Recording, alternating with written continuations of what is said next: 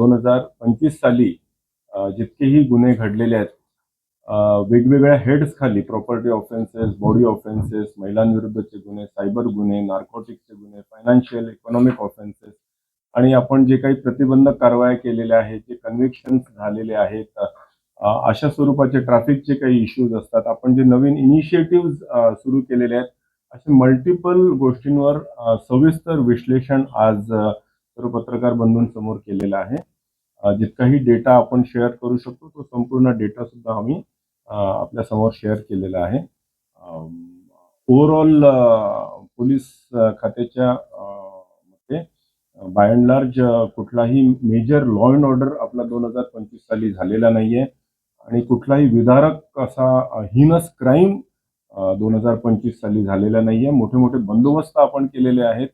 इलेक्शन्सची प्रक्रिया सुद्धा नुकतीच पार पडलेली आहे आणि जे लोकोपयोगी कार्यक्रम आहेत, उपक्रम आहेत आणि पोलिसांची एफिशियन्सी वाढवण्यासाठी जे इनिशिएटिव्ह इंटरनल इनिशिएटिव्ह लागत असतात, ते सर्व इनिशिएटिव्ह घेऊन आपण बेस्ट पब्लिक सर्व्हिस किंवा लोकांना पोलीस सर्व्हिस देण्याचा आपण प्रयत्न.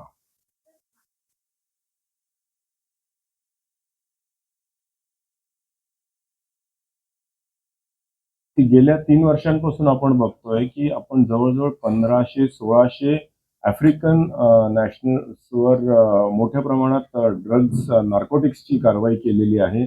या व्यतिरिक्त एक मोठी पंजाबी गँग पकडलेली आहे. हायड्रोपोनिक गांजामध्ये जी इंटरनॅशनल गँग या ठिकाणी ऑपरेट होत होती ती सुद्धा आपण या ठिकाणी पकडलेली आहे आणि ॲब्सोल्युटली झिरो टॉलरन्सच्या अंडर आपण ह्या सर्व गोष्टी नार्कोटिक्स संदर्भामध्ये आपण केलेल्या आहेत. पोलीस स्टेशन्समध्ये सुद्धा आपण एक विशेष स्क्वॉडची निर्मिती केलेली आहे आणि सर्व पोलीस अधिकारी आणि कर्मचाऱ्यांना सेन्सिटाईज केलेलं आहे. लोकांना सुद्धा सजग करण्याचा प्रयत्न करतोय. आपण त्यांना हेल्पलाईन सुद्धा उपलब्ध करून दिलेली आहे, जेणेकरून कुठल्याही स्वरूपाची नार्कोटिक्स संदर्भातली माहिती, मदत त्यांना हवी असेल तर ते आम्हाला संपर्क साधू शकतात.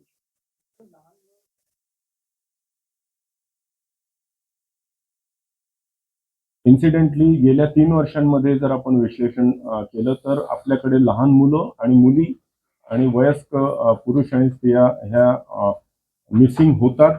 किडनॅपिंगच्या केसेस कायद्याप्रमाणे दाखल होतात.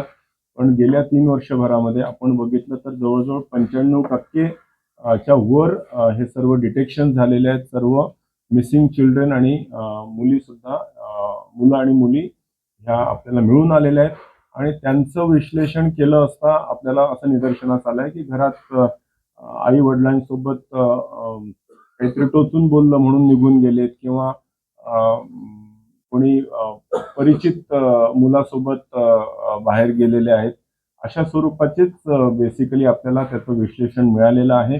कुठल्याही स्वरूपाची गँग जी आपल्याला भीती असते की कुठली गँग अशा प्रकारे ऑपरेट होते आहे का ज्याच्यामध्ये लहान मुलांना ट्रॅफिकिंगमध्ये म्हणजे प्रॉस्टिट्यूशनमध्ये किंवा बेगिंगसाठी पुश करते आहे का, तर तशा स्वरूपाचं आपल्याला कुठेही गेल्या 3 वर्षाच्या डेटामध्ये आपल्याला आढळून आलेलं नाहीये.